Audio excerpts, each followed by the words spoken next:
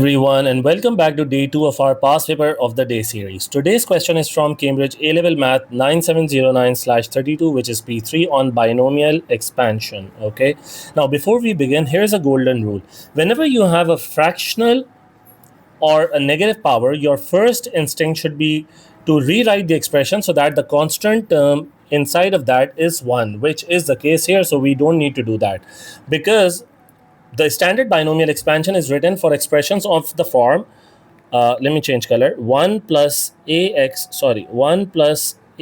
to the power of n will be written as 1 plus n times ax to the power of n of 1 plus n times n minus 1 over 2 factorial ax to the power of 2 plus n times n minus 1 n minus 2 to the divided by 3 factorial times ax to the power of 3, and so on infinitely.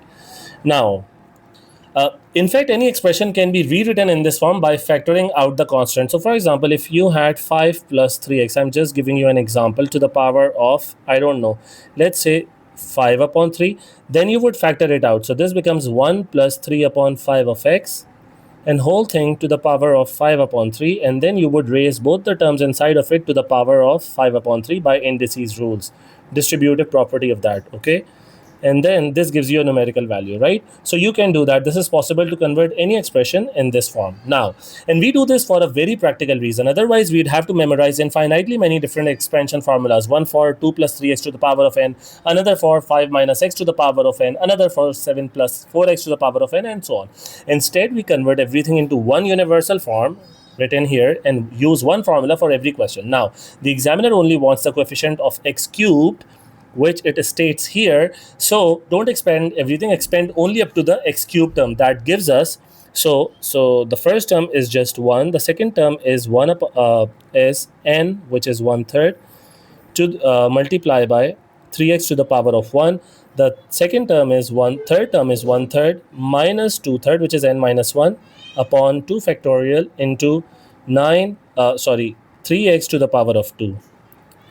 I'm just expanding this one, and then this would be n minus 1 and n minus 2 over 3 factorial, which is 6, into 3x to the power of 3, and so on, right? We don't need any more of this, and this will be eventually multiplied by the first bracket, that is 3 minus x, right?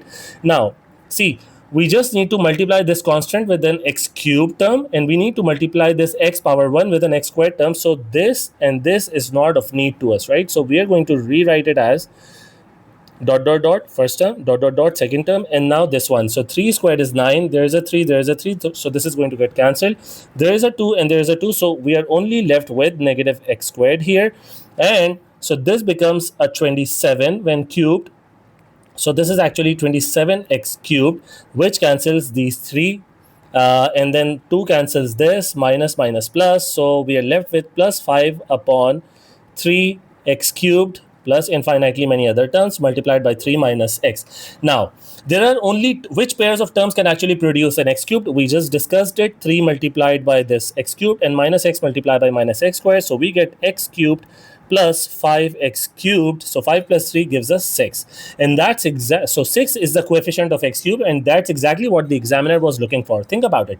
Just 2 minutes out of a 1 hour 50 minutes paper, and you've just secured 4 out of 75 marks. That's why we're doing this series. One past paper question every day. Small investment, but huge return. I'll see you guys tomorrow with another past paper of the day.